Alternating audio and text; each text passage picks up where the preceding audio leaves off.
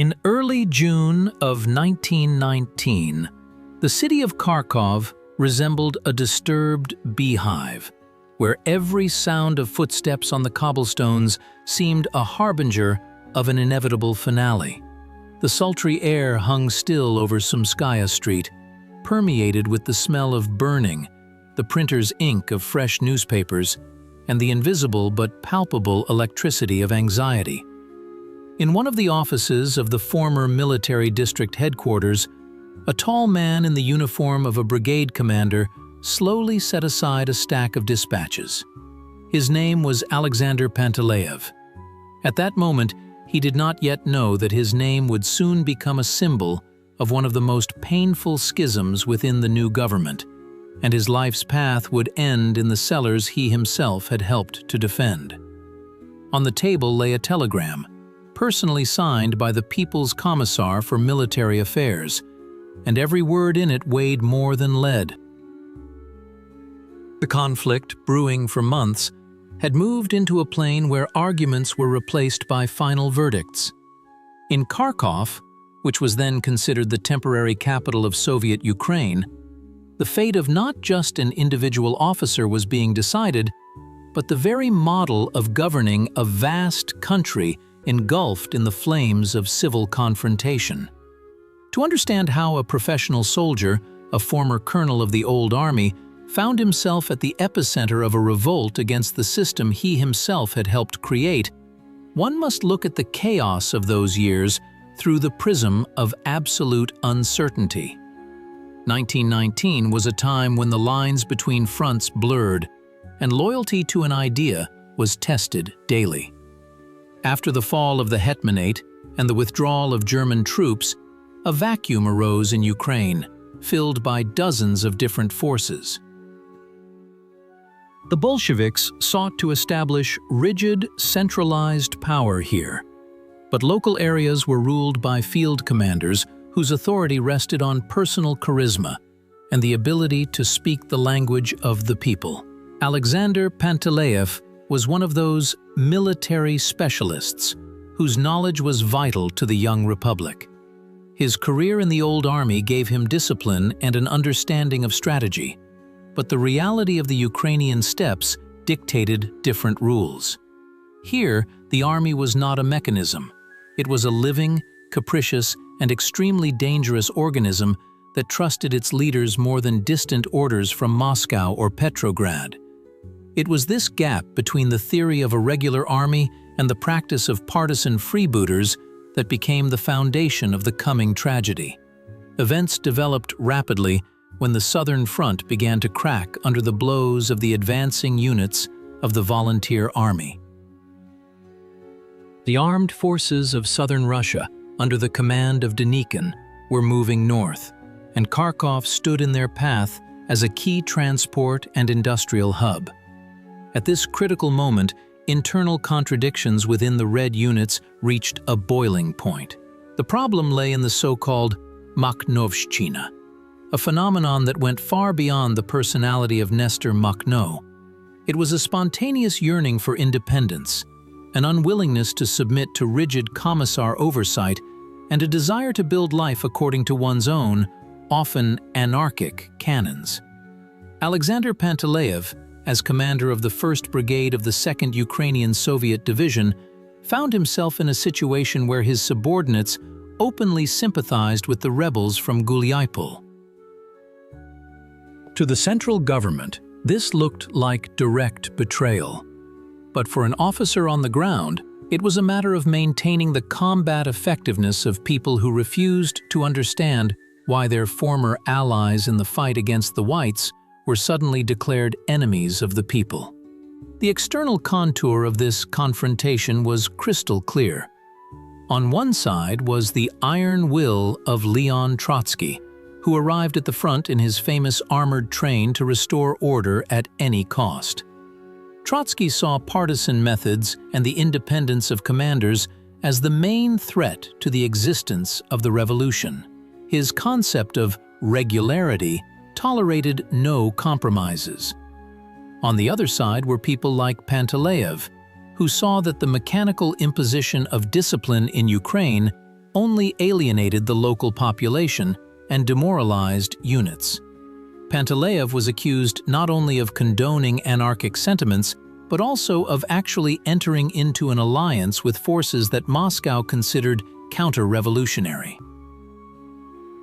In Kharkov at that time, this conflict took the form of an open confrontation between the division headquarters and political commissars. Every order was subject to discussion. Every appointment provoked protest. When Panteleev refused to carry out the order to disarm certain units, fearing that it would lead to the immediate defection of soldiers to the enemy, the mechanism for his removal was set in motion. But behind the political slogans and military maps lay a deep personal conflict of a man caught in the vice between two eras. Alexander Panteleev was not a typical revolutionary with burning eyes. He was a man of honor in the understanding instilled in cadet corps and military academies. His decision to side with the Reds was not accidental. He sincerely believed that this was the force capable of uniting a disintegrating country. However, he did not expect that the price of this unity would include the complete destruction of individuality and the right to one's own opinion. In his eyes, the Makhnovists were not bandits, but misguided yet sincere fighters with whom dialogue was necessary, not ultimatums. His internal discord grew daily. As an officer, he understood the importance of discipline, but as a man who had witnessed the horrors of civil strife, he could not bring himself to become the executioner of his own subordinates.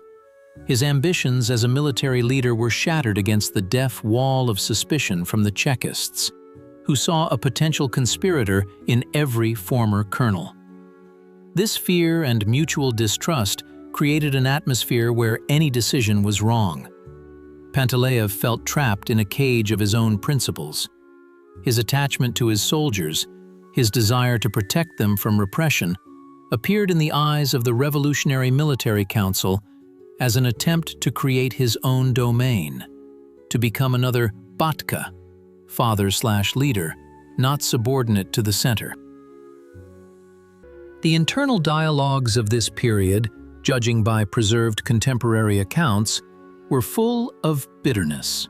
He saw how the ideals for which he had sacrificed his position in the old society were turning into an instrument of terror against the very people for whom it had all been started. This paradox, to serve a power that despises you for your past and hates you for your honesty in the present, became the main psychological burden that Panteleev carried until the very end. The ideological layer of this conflict was even more complex. Two fundamental value systems clashed. One was the messianic idea of world revolution, demanding iron centralization, the sacrifice of any local interests for the sake of a higher goal. For Trotsky's supporters, Panteleev was merely a cog that began to creak and hinder the movement of the entire machine. The other idea was the popular notion of justice, based on autonomy, on the right of each region and each group of people to determine their own destiny independently.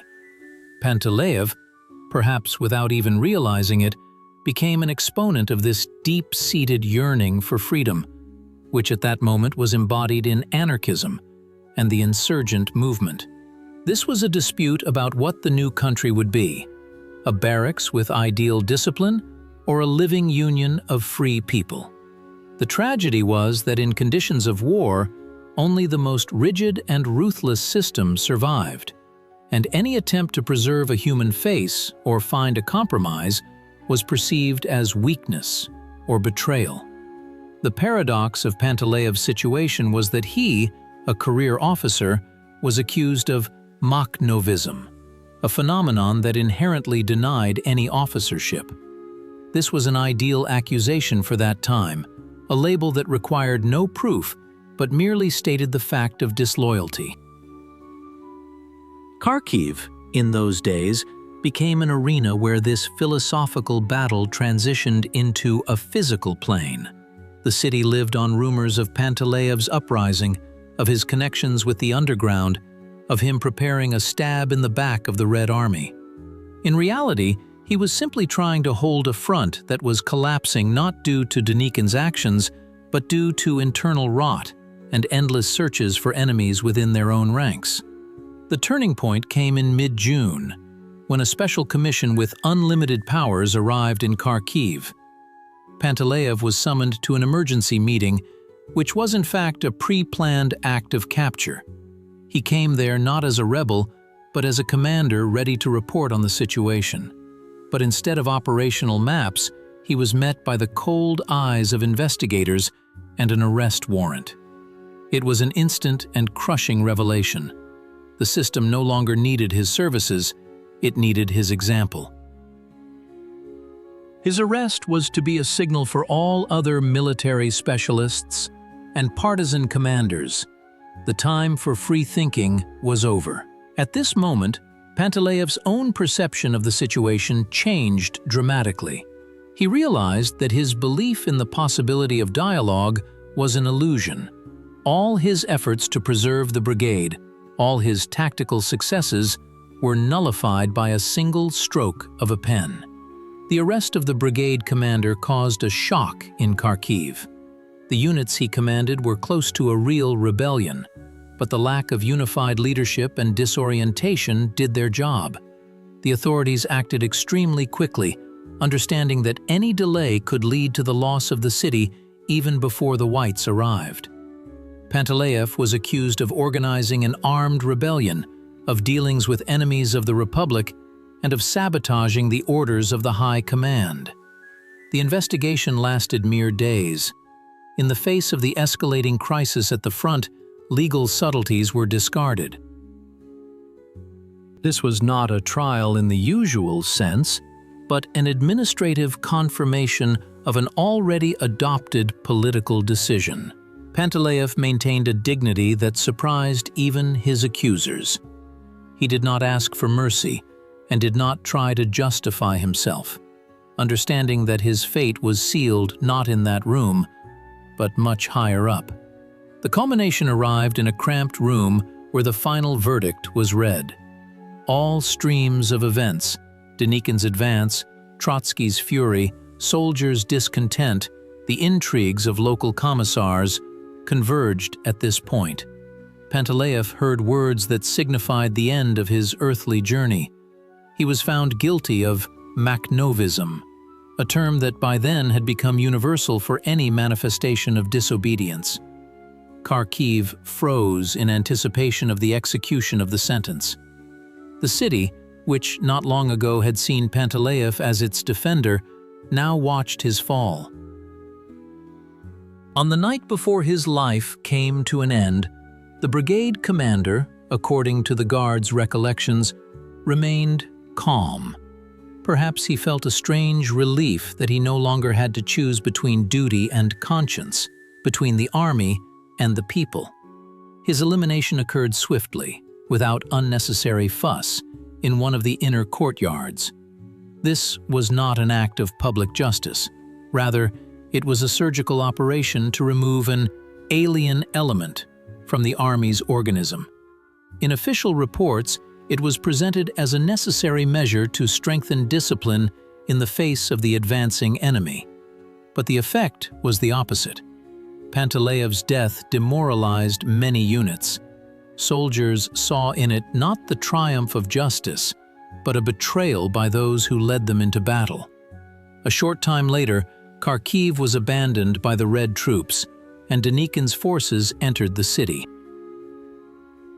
The brigade commander's death did not save the defense.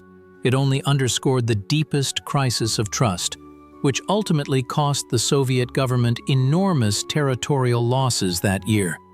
The resonance of this event was felt for many years. The fate of Alexander Panteleev became a template by which the careers and lives of thousands of other talented officers were later shattered. His case showed that for the new system, loyalty was more important than talent, and blind obedience was valued above strategic thinking. This was one of the first large-scale acts of terror against their own generals, who emerged from the popular or old officer class.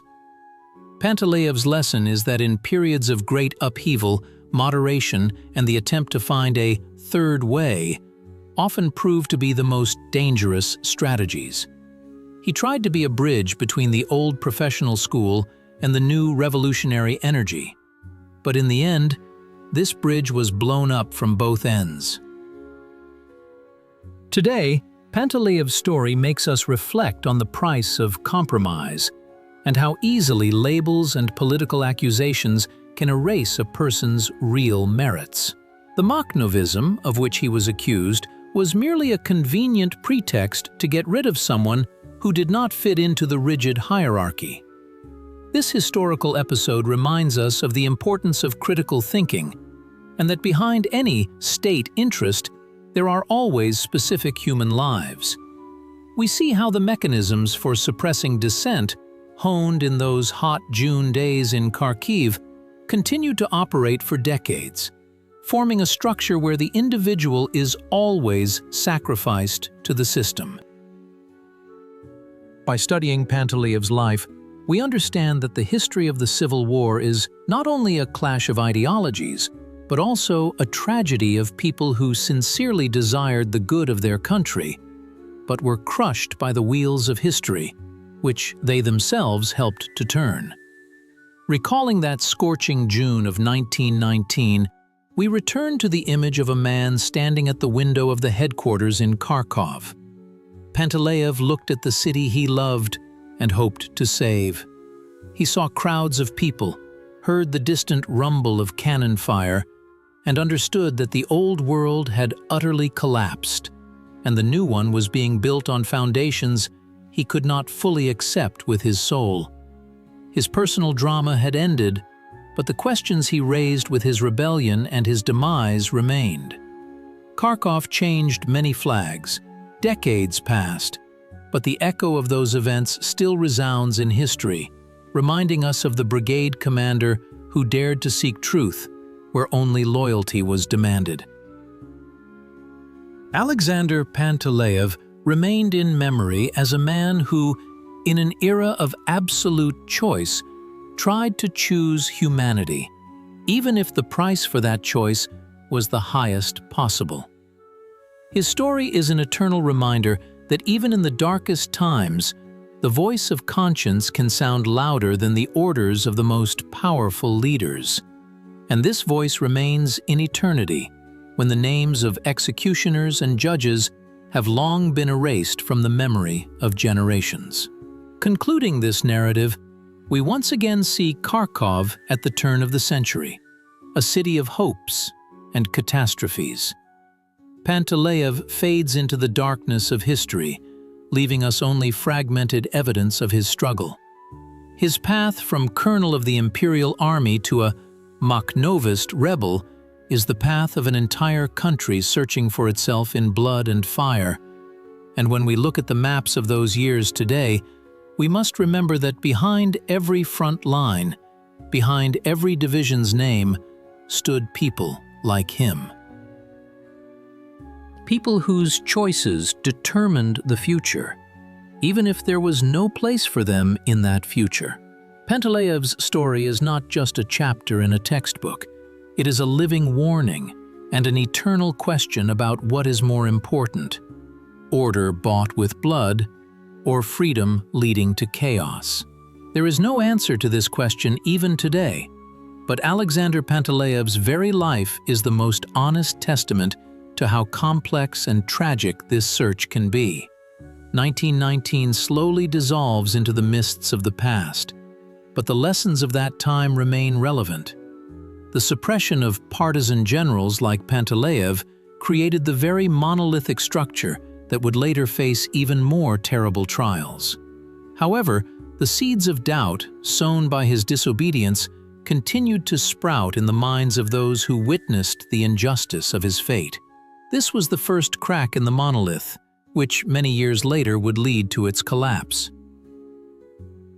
In this story, we see not only the end of one man's life, but also the beginning of the end of an entire illusion that an ideal society could be built by eliminating its best representatives. Alexander Panteleev, a brigade commander with the soul of an idealist and the knowledge of a colonel, remains for us a symbol of that impossible choice that an era of great change places before a person. His figure against the backdrop of burning Kharkov reminds us that true honor does not depend on ranks and party cards. It lives in the ability to remain oneself until the very last breath, when all arguments are exhausted and only silence remains. In this silence, we find an understanding that history is not only victories and parades, but also quiet tragedies in basements and unfulfilled orders dictated by mercy. Panteleev did not win his war, but he preserved something greater: the right to be remembered not as a cog in a machine, but as a man who confronted the system and did not back down. The streets of Kharkov today preserve the memory of many heroes, but the story of Brigade Commander Panteleev holds a special place in this memory, a place of eternal reminder of the price of truth and how important it is to maintain a human face in a world that tries with all its might to erase it. His life, cut short in its prime, became part of that invisible foundation on which our understanding of history as an endless dialogue about freedom, duty, and humanity is built. More than 100 years have passed since Alexander Panteleev took his last step on Kharkiv soil. But even today, when we face dilemmas between order and morality, between state necessity and personal truth, his image rises before us as a warning. We learn from his mistakes and admire his resilience. Ultimately, what matters is not how many battles you won, but what principles you defended when you stood alone against everyone. Panteleev defended the right to be heard, the right to humane treatment for those who entrusted their lives to you. And in this sense, his defeat in 1919 became his greatest moral victory, the resonance of which continues to echo through the century, forcing us to return again and again to this complex and tragic story in search of answers to the eternal questions of existence.